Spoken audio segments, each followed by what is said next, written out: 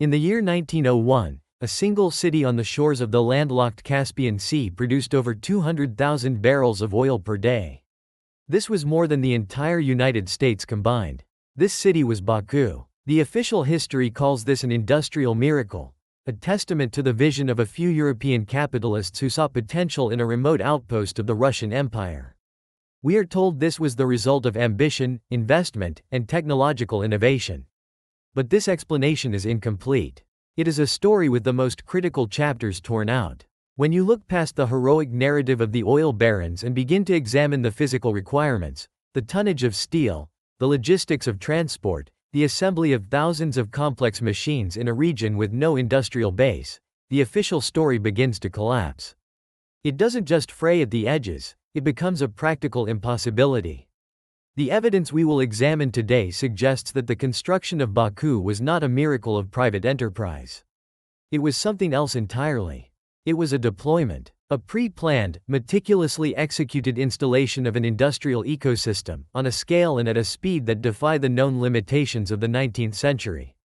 The documents exist, the photographs exist, but they are not being read correctly. Today, we will read them correctly. The visual record of late 19th century Baku is the first piece of evidence. The photographs are stark, and they are unsettling. What we see is not a city growing organically. We see an alien landscape, a forest of machinery imposed upon the arid earth. Thousands of wooden oil derricks crowd the horizon, so dense they obscure the sky. This is the Balakani oil field. Next to it, we see the so-called Black City, a sprawling complex of refineries. Look closer at the details in these images. These are not simple workshops. We see massive, riveted steel storage tanks, each capable of holding thousands of barrels. We see complex distillation towers, intricate networks of pipes running for miles, and forests of smokestacks belching black smoke. We see dedicated railway lines snaking through the complexes, with tanker cars lined up, ready for transport. This is heavy industry, on a scale that would be impressive in Pittsburgh or the German Ruhr Valley. But this is not Pennsylvania. This is the Absheron Peninsula, a remote, dry, and historically non-industrialized piece of land thousands of miles from the manufacturing centers of Europe. The contrast is jarring. One set of photographs shows the old city of Baku, with its ancient stone walls and caravanserais, a city of its time and place. The other set, taken just a few miles away and only a few years later, shows something that does not belong. It is a fully formed, mature industrial zone. Where did the expertise come from to design these complex refineries? Where did the skilled labor come from to rivet these tanks and lay these pipelines? Most importantly, where did the machines themselves come from? Every boiler, every steam engine, every pump, every mile of pipe had to be manufactured elsewhere, and it had to be brought here. The visual evidence presents a fundamental contradiction. We see a 20th century industrial complex operating in the 19th century, in a location that seems chosen for its strategic isolation, not its convenience. The photographs do not depict a boomtown, they depict an installation. Something placed, not grown. The anomaly isn't just the industry itself, but the sheer density and modernity of it, appearing almost overnight in one of the most inaccessible locations imaginable. The official story asks us to believe that men like the Nobel brothers and the Rothschilds simply funded this development. But money cannot overcome physics. The core of the problem is logistics. Let us trace the journey of a single, essential piece of equipment, a 5-ton steam boiler manufactured in Germany. First, it must be transported by rail from the factory to a port like Hamburg. From there, it is loaded onto a ship. This ship sails through the North Sea, the Atlantic, the Strait of Gibraltar, and across the Mediterranean. It passes through the Bosphorus into the Black Sea, docking at a port like Batumi. This journey alone takes weeks. But here, the real problem begins. Baku is on the Caspian Sea, which is separated from the Black Sea by the Caucasus Mountains. In the 1870s and early 1880s, the Transcaucasian Railway did not yet fully connect these two points for heavy freight. Initial heavy cargo had to be moved by a combination of smaller rail lines and, in some cases, ox carts over difficult mountain terrain. Even after the railway was completed in 1883, it was a single track line with significant gradients, limiting the weight and volume of traffic. The boiler must be offloaded from the ship, a process requiring a heavy lift crane which itself had to be built on site. Then, it is loaded onto a specialized railcar. That car then travels slowly over the mountains to Baku. But the journey is not over. At Baku, it must be unloaded again and transported to the refinery site for installation. Now, multiply this process by the thousands of machines required. We are not talking about one boiler. We are talking about hundreds of boilers, steam engines, pumps, and drilling rigs. We are talking about tens of thousands of tons of steel plates for storage tanks, and hundreds of miles of iron pipe. Every single piece had to make this same impossible journey. There was an alternative route, up the Volga River system through Russia to the Caspian Sea. But this route was frozen for up to 6 months of the year, and required multiple transfers between different vessels. It was suitable for grain and timber, but not for a sustained, high-volume flow of heavy industrial machinery. The scale of the operation defies the capacity of the transportation networks that supposedly supported it. Before you can build a refinery, you must first build the infrastructure to build the refinery.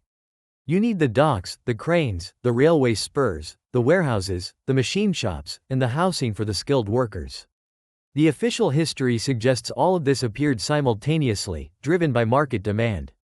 But logistics do not work that way. A logistical chain is sequential. You cannot have the result before you have the process.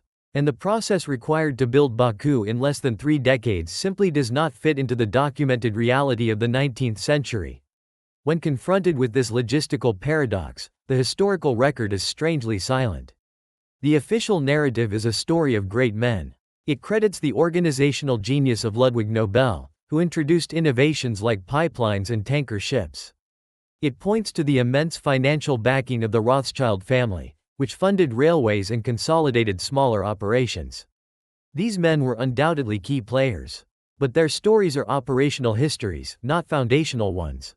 They explain how the oil was managed once it came out of the ground. They do not explain how the immense infrastructure to get it out of the ground was put there in the first place. Where are the master plans? Where are the project management documents for the initial construction phase from 1872 to 1885? An undertaking of this magnitude, equivalent to building a modern city and its primary industry from scratch, would have generated tens of thousands of pages of logistical planning. We should have access to detailed shipping manifests cataloging the importation of every boiler, every engine, every ton of steel. We should see the engineering blueprints for the port facilities required to offload this equipment. We should find the government permits, the land surveys, the contracts for the armies of laborers. While some of these records exist in scattered form, they do not match the scale of what was built. What we find instead are general corporate histories, biographies of the oil barons, and production statistics. The narrative jumps from a primitive industry of hand-dug pits directly to a world-leading industrial center with very little explanation of the intermediate steps. The how is missing. Historians use vague terms like a rush of investment or a period of rapid development. This is the language of summary, not explanation. It is a narrative template applied after the fact. When you search for the foundational documents, you encounter a void. It is as if the most difficult and crucial phase of the entire project, the initial, heavy construction phase, was deliberately undocumented, or at least, that its documentation is not part of the public or corporate record. Why? Why would a project of such immense scale, funded by meticulous financiers, have such a poorly documented logistical origin? The story of the oil barons is a convenient and inspiring narrative. But it is not a sufficient explanation. The failure of the official story is not that it is wrong, but that it is profoundly incomplete. It presents the actors on the stage, but it refuses to describe the stage itself, or who built it. The anomaly of Baku is not entirely unique. It is, perhaps, the most extreme and best documented example of a wider pattern that emerges in the late 19th and early 20th centuries. This is the pattern of the instant industrial zone. We are taught that industrialization was a slow, organic process of growth. A factory is built, then another. A town grows around them. Infrastructure like railways and ports expands gradually to meet rising demand. This is how it happened in Britain, Germany, and the eastern United States. But in certain, strategically chosen locations around the globe, this model is thrown out. Instead, we see something that looks more like a deployment. Fully formed industrial and logistical systems appear in remote areas with a speed and sophistication that is completely disconnected from the local developmental stage. Consider the construction of deep water ports and railway lines in colonial Africa, often built far in advance of any commercial traffic that could justify their cost. They were justified for resource extraction, but the scale of the initial engineering effort often seems disproportionate to the early returns. Or look at the sudden appearance of sophisticated mining operations in the mountains of South America, complete with hydroelectric power and dedicated transport links, appearing decades before the surrounding region had even basic infrastructure. In each case, the official story is similar: a pioneering company, a brilliant entrepreneur, or a colonial administration saw an opportunity and invested. But in each case, the logistical challenge of the initial construction phase is glossed over. The problem is always the same as in Baku. To build the mine, you must first build the infrastructure to support the construction of the mine. This requires a level of long-term strategic planning, capital investment, and logistical capability that seems to exceed the scope of a purely commercial venture. What if these were not isolated projects? What if they were nodes in a global network, built by a coordinated entity that understood the strategic importance of resources and transportation long before it was common knowledge? The pattern is one of placing key infrastructure in key locations, in anticipation of a future need. The public narrative of commercial enterprise serves as a cover for a much larger, more patient, and more strategic objective. Baku, then, is not just a story about oil. It is a case study in a method of projecting industrial power into a non-industrial area with breathtaking speed and efficiency. The repeating motifs are always the same: a remote location, immense strategic value, an impossible construction timeline, and an official story that focuses on heroic entrepreneurs while ignoring the logistical mathematics.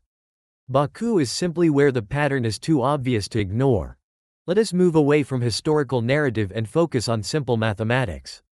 The numbers behind the Baku operation do not add up.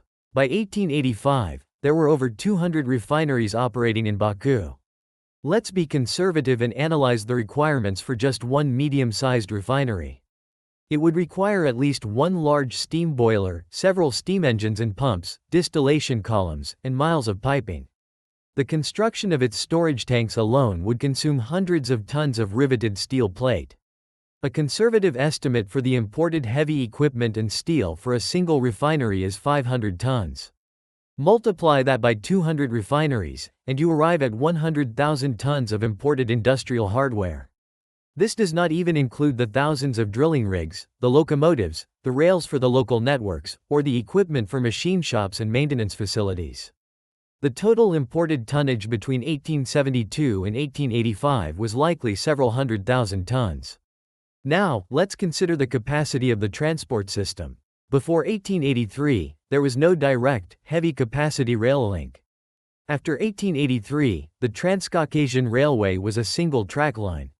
A typical freight train of the era might carry, at most, 200 tons per trip. To move 100,000 tons of equipment, you would need 500 dedicated train journeys. This is on a line that was also responsible for moving troops, grain, timber, oil exports, and civilian passengers.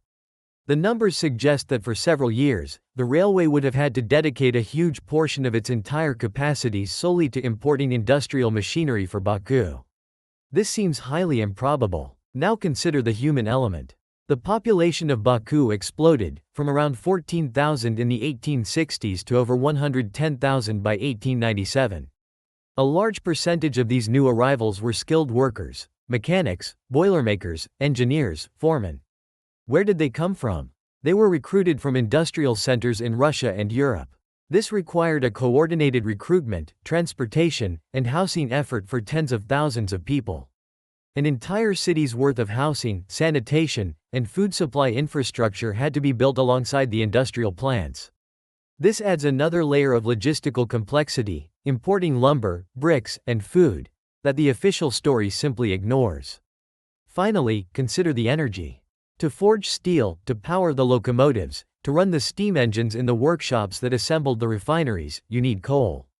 Lots of it. Before the oil fields were producing on a massive scale, this entire operation had to be powered by imported coal, adding thousands more tons to the impossible shipping equation. The numbers paint a clear picture. The Baku project was not a matter of simply investing money. It required the total mobilization of the region's entire logistical capacity, and likely exceeded it. The operation was running at a deficit, not just financially, but logistically. It was consuming more transport capacity than should have been available. This is the hardest proof that something is wrong with the official story. The math simply does not work. So, if the official story is a fiction of convenience, what is the alternative? We must reject fantasy. This was not the work of a lost civilization or some undiscovered technology. The explanation must be grounded in the political and technological realities of the 19th century. The most logical and controlled hypothesis is this: the development of the Baku oil fields was not a private, commercial venture. It was a state-level or supra-state-level strategic project, executed with the precision and resources of a military operation, and concealed behind a commercial facade. Consider the capabilities of a major power's military in the late 19th century. They had corps of engineers. They had experience in building railways and ports for strategic purposes. They had access to state-funded shipping and logistical chains that were not subject to commercial profit motives. They had the ability to plan and execute complex operations over long timelines. The construction of Baku's core infrastructure, the deep water port facilities, the heavy-duty railway spurs, the initial housing for workers, was likely conducted under a different pretext, probably as a Russian military expansion project in the Caucasus. The public records for such projects would be classified or filed under military budgets, not commercial ones. This ghost infrastructure was put in place first, quietly and efficiently. Once this logistical backbone was complete, the commercial phase was initiated. The oil barons, like the Nobels and Rothschilds, were invited in. They were the perfect front. Their involvement provided a plausible, profit-driven narrative for the explosion of activity. They were brilliant operators who managed and scaled the production, but they did not build the foundation. They were given the keys to a factory that was already built for them. This hypothesis solves all the paradoxes. It explains the impossible speed. A military-style deployment is far faster than organic commercial growth. It explains the missing records. They are filed under a different, classified purpose. It explains the logistical feasibility. A state can absorb the immense upfront cost and command the necessary transport resources in a way no private consortium could. The motive? By the 1870s, the great powers understood that the age of sail and coal was ending. The future belonged to oil. Securing the world's largest known source of it was a strategic imperative of the highest order. The Baku operation was not about creating profits for a few families. It was about securing the fuel for the 20th century. It was a move in a global game of chess, so important that its true nature had to be concealed. The story of Baku is a stark reminder that history is not always what it seems. We are given simple narratives of progress, innovation, and heroic individuals. But reality is often more complex and more calculated. The forest of derricks and refineries that erupted on the Caspian coast was not a miracle. It was the result of a plan so vast and so efficient that it exceeded the visible means of the era. The evidence is not in what the historical records say, but in what they omit. The silence on logistics, the glossing over of the physical challenges, the impossible numbers. This is where the true story lies. The question is not whether the oil barons were successful. It is who, or what, made their success possible. Who laid the foundation? Who built the stage upon which their commercial drama was performed? This is not just about Baku. It is about a method of looking at history. It is a call to question any story of impossibly rapid development. Always ask, how did the materials get there? Who built the port? What was the capacity of the railway? Who fed the workers? When the logistical math doesn't add up, it means a piece of the story is being deliberately withheld. The world is full of places like Baku, with histories that feel incomplete. The archives hold the clues, but only for those willing to look past the official narrative and examine the cold, hard logic of how things are built. The truth is not hidden in secret texts, but in plain sight, in the tonnage of steel, the capacity of ships, and the unresolvable contradictions of the accepted story. Look for these contradictions. The patterns are there, for those who have eyes to see. If you wish to continue this investigation into the archives, consider subscribing. There is much more to uncover.